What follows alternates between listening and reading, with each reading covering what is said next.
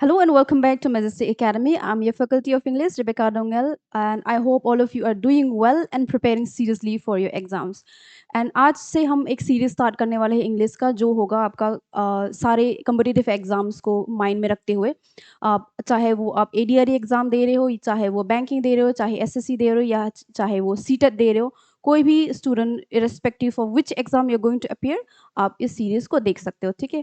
और ये सीरीज चलते आपको कहीं पे भी कंफ्यूजन हो कहीं पे भी डाउट हो कहीं पे भी कुछ भी आ जाए तो आप हमेशा बिना हिचकिचाए you can always comment down any of the videos and then you can ask and clarify your doubts. Okay, with this let us start our first question. Okay, please have a look at this question first. Okay. Okay, we have error detection question which means that इनमें से कोई भी option आपका answer हो सकता है. It can be A, it can be B, it can be C, D, E. अगर no error कोई भी सेंटेंस में कहीं पे भी इरर ना हो तो आप लास्ट वाला नंबर ई चूज कर सकते हैं राइट. ठीक है, तो let us read the sentence first. Despite of the rising share of the Delta variant, the overall incidence in Germany has been steadily declining in recent weeks. ठीक है, अब यहाँ पे क्या मीनिंग आ रहा है सेंटेंस का. डेल्टा वेरिएंट बढ़ रहा है, इंक्रीज हो रहा है, लेकिन यहाँ पे क्या हो रहा है, इंसिडेंट जो होता है हो रहा है ना जर्मनी में, ये क्या हो रहा है, ये स्टेडली स्लोली क्या है, ये गिर रहा है. तो कॉन्ट्रास्ट दिखा रहे हैं सेंटेंस के, एक बढ़ रहा है दूसरा गिर रहा है. इसका मतलब क्या है, यहाँ पे जो हम सेंटेंस में जो वर्ड ये इन डिस्पाइट ऑफ लिखा है तो यही जो है दोनों का कॉन्ट्रास्ट दिखाने का काम कर रहा है. दैट मीन्स इसका मतलब क्या होगा, रिगार्डलेस ना, रिगार्डलेस का सेंस दे रहे हैं. Regardless of the rising in delta variant, Germany का इंसिडेंस जो है, जर्मनी में जो इंसिडेंस हो रहा है वो डिक्लाइन हो रहा है. ठीक है, अब यहाँ पे जो यूज किया गया डिस्पाइट ऑफ, एक्चुअल में क्या है, ये जो है गलत होता है. वाई, डिस्पाइट के साथ हम क्या करते हैं, despite is a preparation and with despite we never use of. हालांकि हम क्या कर सकते हैं, इंस्पाइट अगर इसके बदले इंटरचेंजेबली हम यूज कर सकते हैं. मतलब क्या है, डिस्पाइट के बदले आप इंस्पाइट भी यूज कर सकते हैं, लेकिन अगर इंस्पाइट आपने यूज किया तो इंस्पाइट के साथ हमेशा ऑफ आते हैं. ठीक है, और डिस्पाइट के साथ क्या होता है, डिस्पाइट के बाद कोई भी ऑफ नहीं आता है, लेकिन इसके बाद कोई भी नाउन प्रोनाउन कुछ भी आ सकता है, नाउन या प्रोनाउन यहाँ पे आ सकते हैं. ठीक है, तो डिस्पाइट इंस्पाइट का मतलब होगा रिगार्डलेस, या फिर हम बोल सकते हैं नन द लेस भी हो सकता है, nonetheless, nonetheless. ठीक है, या फिर नॉट विथ स्टैंडिंग भी होता है, नॉट विथ स्टैंडिंग इसका मतलब होता है notwithstanding, nonetheless. ठीक है, रिगार्डलेस. तो यहाँ पे जो ऑफ जो लिखा है ये गलत है, तो ये हम यूज कर सकते हैं, या भी ये यूज कर सकते हैं, या फिर ये, या फिर ये, दोनों को. ठीक है, अगर यूज करोगे तो डिस्पाइट के साथ ऑफ नहीं होगा. Please keep this in mind and this is very very common in competitive exams, और ये एसएससी पीओक्यू में आ चुका है. ठीक है, चलो let us go and C the next question.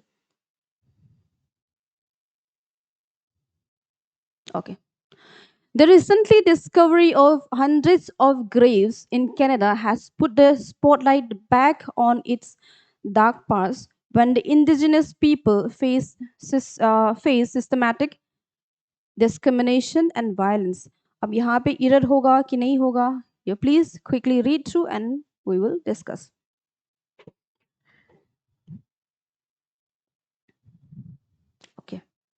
Okay, I hope you have read it through. The recent discovery, अब यहाँ पे क्या है, ये द जो है आया है डिस्कवरी के लिए. तो जो जो स्टूडेंट्स मेरे साथ क्लास कर चुके हैं उन लोग को पता होगा कि ये नाउन होता है. पहले जो हमने प्रिपरेशंस किया था ना, नेवरदलेस, रिगार्डलेस, ये सब भी था, वो सारे के सारे हम चैप्टर में फिर से दोबारा डिस्कस करेंगे. और जो स्टूडेंट्स मेरे से जुड़ चुके हैं दे विल नो कि ये सारे हम कैसे यूटिलाइज करते हैं. डिटेल में अभी हम नहीं कर सकते बिकॉज टाइम कंस्ट्रेंट भी है. अदरवाइज फिर भी हम we will try to cover as much as possible ना. अब यहाँ पे देखो द रिसेंट डिस्कवर, ये तो आया है इसके लिए, दैट मीन्स इसका पार्ट ऑफ स्पीच क्या होगा, ये हो गई नाउन. ठीक है, ये हो गई नाउन. रिसेंटली जो होता है एडवर्ब होता है। और मैंने हमेशा जो क्लास मेरे स्टूडेंट्स जो है ऑफलाइन बाकी क्लासेस करते हैं उन लोग को पता होगा, मैंने बोला आर्टिकल के और नाउन के बीच में, आर्टिकल और नाउन के बीच में अगर एक पांच और स्पीच आ गई तो वो होना चाहिए एडजेक्टिव। ठीक है, एडजेक्टिव प्लस नाउन होगा, article plus noun plus adjective. ठीक है, अगर उसके बीच में क्या है आर्टिकल आए और प्लस कोई पार्ट्स ऑफ स्पीच आया तो वर्ब होगा, एडवर्ब होगा सॉरी, एंड देन एडजेक्टिव होगा, उसके बाद ही नाउन आ सकता है। लेकिन यहाँ पे देखो ये स्ट्रक्चर में क्या हो रहा है, इस स्ट्रक्चर में क्या है, इस स्ट्रक्चर में हमारा ओनली एक है ना, तो इसको एडजेक्टिव हमें बनाना पड़ेगा। इसका एडजेक्टिव फॉर्म क्या होगा, एडजेक्टिव क्या होगा, इसका होगा दिस इज एडवर्ब एंड इसका हमें एडजेक्टिव बनाना पड़ेगा। रिसेंटली का क्या होगा, ये हो जाएगा आपका रिसेंट,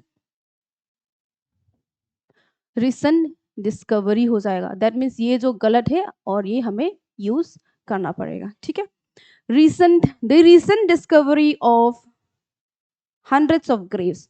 तो यहाँ पे जो एडजेक्टिव जो होता है, क्या होता है, एडजेक्टिव जो होता है ये आता है नाउन के लिए, हमेशा हमेशा क्या होता है नाउन के लिए। ठीक है, हमेशा नाउन के लिए आता है। और अगर ये दोनों स्ट्रक्चर आ गए, आर्टिकल प्लस कोई भी पार्ट्स ऑफ स्पीच बीच में आए और नाउन आए, तो वो होगा क्या, एडजेक्टिव रहेगा। अगर दो आ गई तो पहले वाला एडवर्ब होगा, दूसरे वाला एडजेक्टिव होगा, क्योंकि ये इसके लिए आएगा और ये इसके लिए होगा और ये जो है इसके लिए। ठीक है, चलो दैट मीन्स हमारा आंसर कहाँ पे है, ये नंबर ए में हमारा गलती है, तो यही आंसर रहेगा। Let us see the next one. Okay, I would have gotten a perfect score except I made simple mistakes.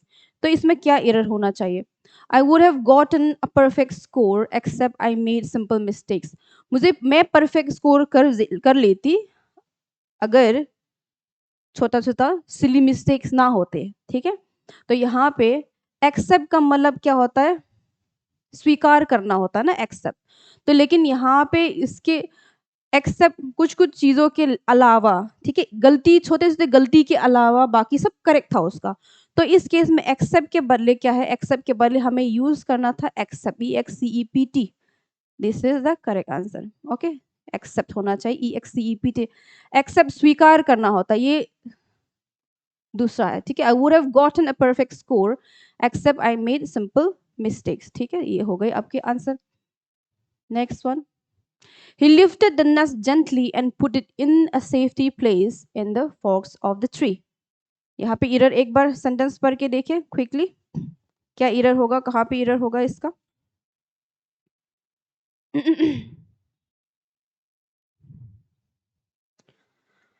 Okay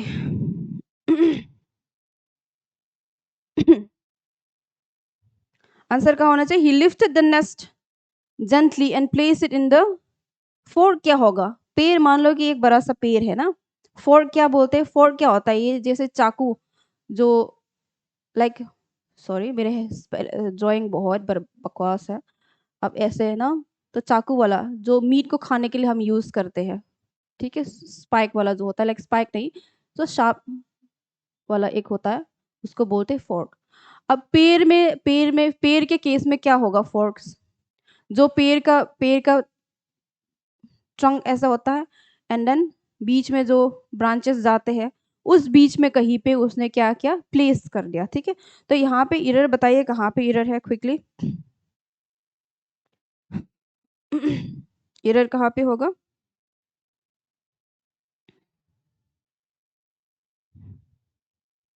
okay, error होना चाहिए हमारा कौन सा, सेफ्टी प्लेस नहीं होगा, सेफ प्लेस होता है, सेफ्टी प्लेस कहीं नहीं होता है। अब ये होगा सेफ प्लेस। ठीक है, सुरक्षित जगह पे रख दिया। तो he lifted the nest gently and place it in a safe place in the forks of the tree.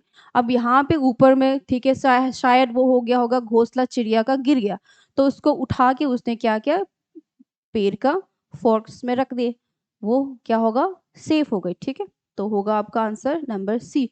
Safety कहीं कुछ नहीं होता, लाइक सेफ्टी नहीं होता यहाँ पे, होगा सेफ प्लेस, सुरक्षित जगह, सेफ। ठीक है, एडजेक्टिव।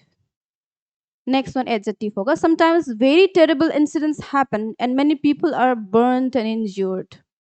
अब यहाँ पे बताइए, sometimes very terrible incidents happens and many people are burned and injured.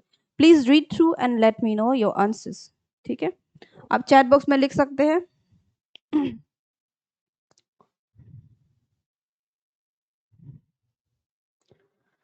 Okay, I hope read कर लिए होंगे। लेट अस सी। ओके, यहाँ पे देखिए, we have sometimes very terrible, ये कलर क्यों इससे आगे, ओके, टेरेबल इंसिडेंट्स। अब बीच में क्या है, ये हैपेंस। अब इंसिडेंट्स क्या है, इंसिडेंट्स क्या है हमारा, इंसिडेंट्स जो है, सॉरी एक्सीडेंट जो है, ठीक है, एक्सीडेंट जो है क्या है, accident is plural, right, ACCIDENTS है, प्लूरल है। अगर प्लूरल सब्जेक्ट, अगर आपका सब्जेक्ट प्लूरल है तो वर्ब भी तो प्लूरल होना चाहिए, राइट। अगर सब्जेक्ट जो है, नाउन जो है प्लूरल है, तो उसका वर्ब क्या होना चाहिए, वर्ब भी तो ऑब्वियसली प्लूरल होना चाहिए। और मैंने बाकी जितने क्लासेस जो लोग स्टूडेंट्स अटेंड कर रहे हैं मेरे क्लासेस, दे विल नो कि, या फिर जो पढ़ रहे हैं, प्रिपेयर कर रहे हैं अच्छे से, वो लोग को पता होगा कि वर्ब प्लस SES जो होता है वो हमेशा क्या होता है, वो हमेशा होता है सिंगुलर। ठीक है, सिंगुलर होता है, सिंगुलर होता है। और वर्ब के साथ कुछ भी ऐड ना हो, ठीक है, तो वो होगा आपका प्लूरल। वर्ब के साथ कुछ भी ऐड ना हो, मतलब आप एस भी ऐड नहीं करोगे, ES भी ऐड नहीं करोगे, ED भी ऐड नहीं करोगे, ING भी ऐड नहीं करोगे, तो कुछ भी ऐड नहीं होगा, उसको हम बोलते हैं बेस फॉर्म एक्चुअली, या फिर वो प्लूरल फॉर्म होता है, ये प्लूरल होता है। दैट मीन्स ये जो है एस जो है हमें हटाना पड़ेगा। मेनी पीपल आर, बहुत लोग हैं तो आर हम नहीं यूज किया, ये सही है। तो incidents happen and many people are burned and injured. So आपका आंसर कहाँ पे है, number B is your correct answer. ठीक है, चलो next one, please read this sentence quickly.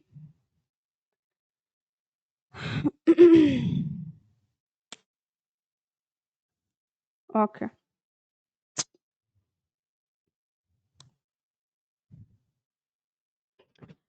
the hospital has received funding for medical devices and clinical studies। ठीक है, clinical studies के लिए क्या ये फंडिंग क्या क्या हॉस्पिटल ने रिसीव किया। तो the hospital has receive funding for medical devices and clinical studies. जो स्टूडेंट्स जिसने टेंथ का चैप्टर पढ़ा होगा उन लोग को पता है, ठीक है, हैज या हैव के साथ क्या होता है, वो हम यूज करते हैं V3 फॉर्म। ठीक है, एक second, sorry, have and has के साथ हम यूज करते हैं वर्ब के थर्ड फॉर्म। तो ये क्या होना चाहिए, रिसीव का थर्ड फॉर्म क्या होना चाहिए, रिसीव्ड होगा ना, receive, received, receive, receiving, receives होता है। तो ये हो गया आपका V3 फॉर्म। ठीक है, रीसेंट एग्जाम, ये the hospital has receive, recent present perfect tense है ना, प्रेजेंट परफेक्ट टेंस है। दैट मीन्स क्या है, ये रिसेंटली जो एक्शन हुआ है, ये जो रिसीव हुआ है वो रिसेंटली हुआ है, ज़्यादा दिन नहीं हुआ है, ज़्यादा देर नहीं हुआ। ठीक है, तो ये हो गया रिसीव्ड होना चाहिए आपका। Aryabhatta noted that the luminosity of the moon and other planets are due to a reflected sunlight या no error. Please go through this quickly.